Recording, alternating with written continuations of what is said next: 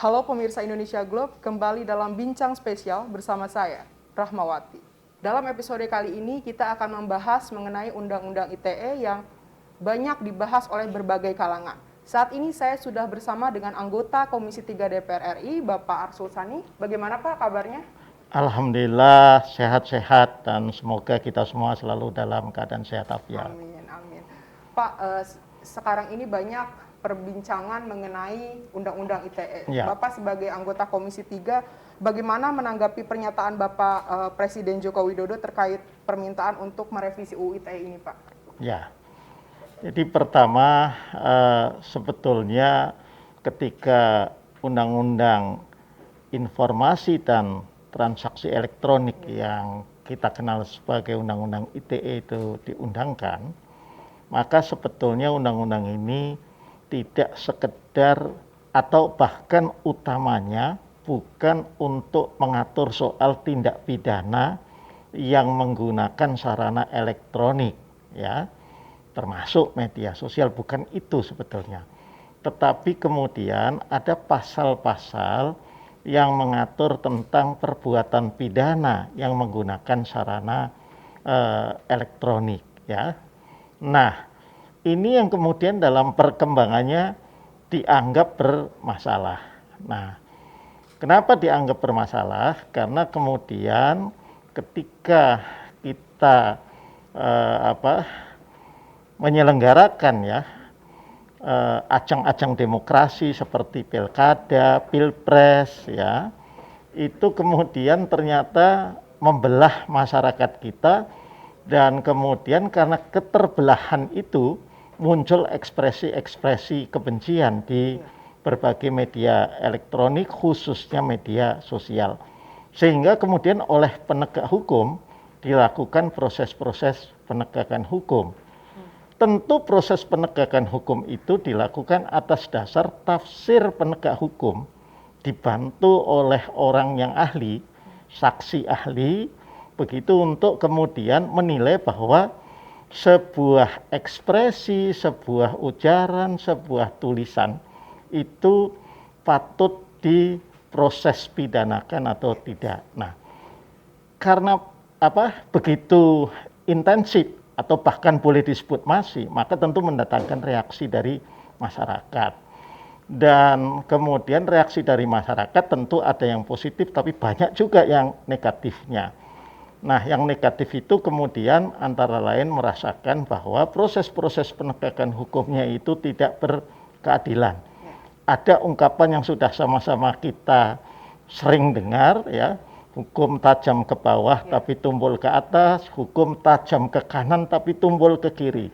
Nah, karena itulah kemudian Presiden Jokowi mendengarkan apa yang menjadi aspirasi dari sebagian kelompok masyarakat kita, dan supaya ini tidak gaduh terus, Presiden kemudian meminta agar tentu DPR bersama-sama pemerintah, ya, sebagai pembentuk undang-undang, untuk kemudian bisa merevisi. Tentu kemudian terhadap permintaan sendiri ada yang mengatakan bahwa sebetulnya undang-undangnya juga tidak perlu direvisi, yang perlu diperbaiki adalah kerja-kerja penegakan hukumnya. Tapi ya biarkanlah, ini kan negara demokrasi, tentu masing-masing punya sudut pandang, tercipta diskursus ya di tengah masyarakat, dan kemudian kita ambil yang terbaik. Kalau Bapak sebagai anggota Komisi 3 sendiri merasa apakah memang perlu undang-undang ini direvisi? Jadi begini, kan ketentuan-ketentuan pidana yang sering disorot, khususnya pasal 27 ayat 3 yang terkait dengan penghinaan, penyemaran nama baik, penistaan gitu ya, melalui sarana elektronik.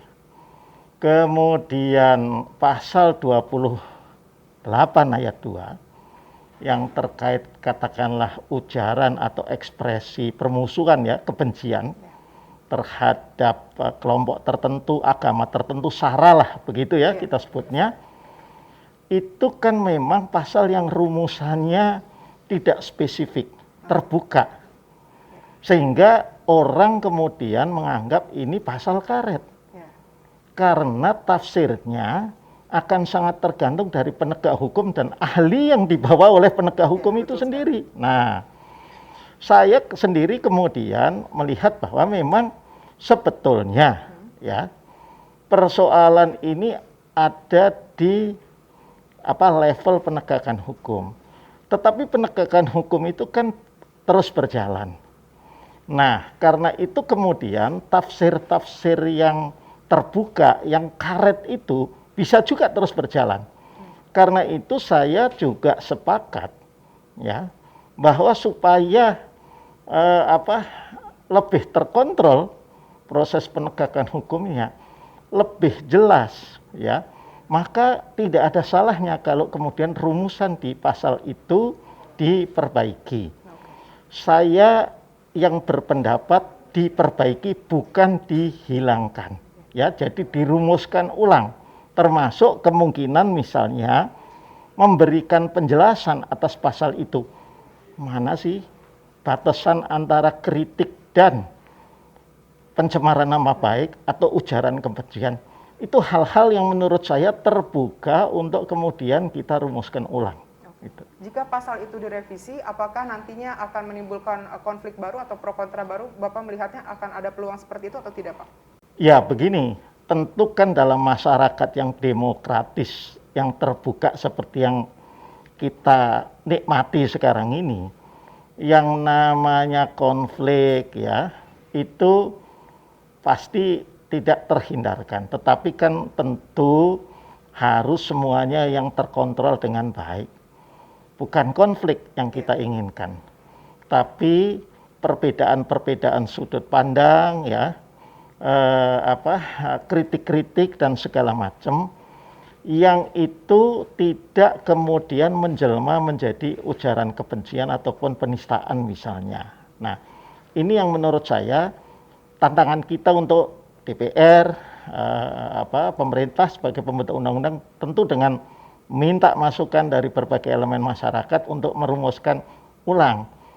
Tidak bisa juga menurut hemat saya atas nama kebebasan berekspresi, atas nama demokrasi kemudian orang dengan simpelnya mengatakan udahlah pasal ini, pasal 27 ayat 3 itu dihapus sama sekali.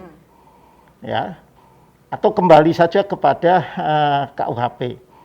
Ya, alternatifnya adalah boleh dihapus, tetapi di KUHP-nya juga harus ditambahkan nanti ya pasal antara penghinaan yang tidak melalui sarana elektronik dengan yang melalui sarana elektronik. Ya, kenapa? Karena katakanlah perbuatan-perbuatan seperti ujaran kebencian, ya, penistaan, hal-hal yang merupakan penghinaan terhadap SARA ya gitu ya, itu ketika melalui sarana elektronik kan jangkauannya jauh lebih luas, karena itu potensi dampaknya luar biasa. Nah, tetap perlu ada diatur pasal pidananya, hanya sekali lagi tidak boleh memberikan tafsirnya itu seperti kita memberikan cek kosong kepada penegak hukum. Tadi Bapak sebelumnya bilang penegakan hukum juga harus dibenahi. Betul. Nanti artinya jika ini direvisi oleh DPR, maka penegakan hukum seperti apa yang harusnya juga beriringan untuk diperbaiki, Pak? Jadi seperti ini, yang namanya undang-undang, hukum tertulis itu, mau baiknya bagaimanapun rumusannya, kalau proses-proses penegakan hukumnya oleh penegak hukum itu ya dilakukan oleh penegak hukum yang kurang baik, yang sewenang-wenang, ya, otoriter begitu ya, ya tidak ada artinya kemudian undang-undang atau hukum tertulis yang baik. Tetapi katakanlah undang-undangnya itu dianggap masih kurang baik, tetapi penegak hukumnya hati-hati, prudent, adil, ya, itu masih akan lebih baik. Nah, sebetulnya kalau kita lihat kritik-kritik terhadap penegakan hukum yang sekarang ini ya, itu terjadi kan karena kalau saya melihat terus terang, teman-teman kita penegak hukum di Polri itu juga belum menerapkan sepenuhnya apa yang diatur oleh institusi Polri itu sendiri. Nah, di sana sebetulnya ada surat edaran yang sudah menghemat saya cukup baik mengatur tentang penegakan hukum yang terkait dengan ujaran kebencian, yaitu yang mengedepankan juga terlebih dahulu, ya terutama ketika ini orang perorangan, ya itu langkah-langkah preventif, bukan langsung proses hukum, ya. Di sana juga ditekankan untuk diselesaikan dengan apa yang disebut sebagai pendekatan keadilan restoratif, menyelesaikan dimediasi lah, diselesaikan secara baik sehingga tidak kemudian berlanjut ke proses hukum yang berakhir orang itu dipenjara itu. Seorang politisi dari Partai Demokrat itu sempat menyampaikan, Pak, mempertanyakan alasan pemerintah yang ingin membuat pedoman interpretasi Undang-Undang ITE. Kalau Bapak sendiri melihatnya, apakah ini dikhawatirkan akan menjadi subjektif atau seperti apa, Pak? Ya, kan begini, kita ini tidak boleh juga suudon, ya, berprasangka baik. Ya. Setiap pemerintah mau bikin begini, maka udah kita prasangka aja ini, jangan-jangan nanti malah tambah begini, tambah begitu. Nggak boleh seperti itu menurut saya. Maksud pemerintah itu memang itu tadi, supaya memberikan pagar, ya, supaya penegak hukum itu punya patokan-patokan, pegangan-pegangan mana yang pantas diproses hukum sampai pengadilan, mana yang cukup dengan pendekatan keadilan restoratif, mana yang cukup dengan dinasehati saja, itu ya pelakunya. Nah, itulah yang saya kira dimaksud oleh pemerintah. Tetapi hemat saya sendiri, kalau diatur itu oleh Menkominfo nggak pas juga. Itu ya, karena ini untuk penegak hukum. Yang pas menurut saya, kan tadi saya sebut ada surat edaran nomor 6 tahun 2015 yang dikeluarkan oleh Kapolri pada saat dijabat oleh Pak Badrudin Haiti. Nah, itu barangkali diperluas, disempurnakan, dan kemudian dituangkan dalam bentuk tidak lagi surat edaran tetapi peraturan Kapolri. Ini hemat saya akan menjadi pedoman yang baik bagi para penegak hukum di jajaran Polri, karena Kapolri itu kan atasan paling tinggi ya di lingkungan Polri. Pasti dong para penegak hukum di Polri itu akan terikat dengan itu. Tetapi kalau dikeluarkan oleh institusi yang lain ya di pemerintahan, saya kira itu nanti malah nggak dibaca gitu. Kalau untuk terakhir, Pak, Komisi 3 sendiri akan membahas ini nanti pada persidangan selanjutnya atau seperti apa, Pak, pembahasan terakhirnya? Karena jadi, permintaan Presiden kan ini. Ya, Pak. Jadi seperti ini. Sebetulnya DPR dan juga pemerintah, tetapi DPR yang menginisiasi dalam prolegnas 2020-2024 itu sudah mencantumkan RUU perubahan kedua atas Undang-Undang ITE itu di dalam prolegnas 5 tahunan. Tapi memang belum masuk ke dalam prolegnas prioritas 2021. Dan hemat saya ini bukan persoalan Komisi 3, karena dulu dibahasnya undang-undang ini di Komisi 1. Tapi ke depan kalau saya berpandangan ini harus pansus dibahasnya. Karena di sana ada sisi-sisi yang merupakan tupoksinya Komisi 1, tapi ketika bersentuhan dengan penegakan hukum ini adalah tupoksinya Komisi 3. Nah, jadi hemat saya ini mumpung prolegnas prioritas tahun 2021 belum diketok ya oleh paripurna DPR, harapannya tentu Badan Legislasi, teman-teman di sana mengadakan raker ulang bersama pemerintah sekalian untuk mengeluarkan RUU Pemilu dan Pilkada gitu ya. Kemudian memasukkan revisi Undang-Undang ITE itu ke dalam prolegnas prioritas tahunan. Itu harapannya. Kita berharap juga masyarakat sangat berharap ya kepada para wakil rakyat di DPR bisa menghasilkan hasil yang terbaik untuk undang-undang ini. Baik pemirsa, demikianlah wawancara kami bersama anggota Komisi 3 DPR RI, Arsul Sani. Jangan lupa terus tonton video di YouTube channel Indonesia Globe dan juga website Indonesia Globe. Saya Rahmawati mohon undur diri, terima kasih, sampai bertemu di episode selanjutnya.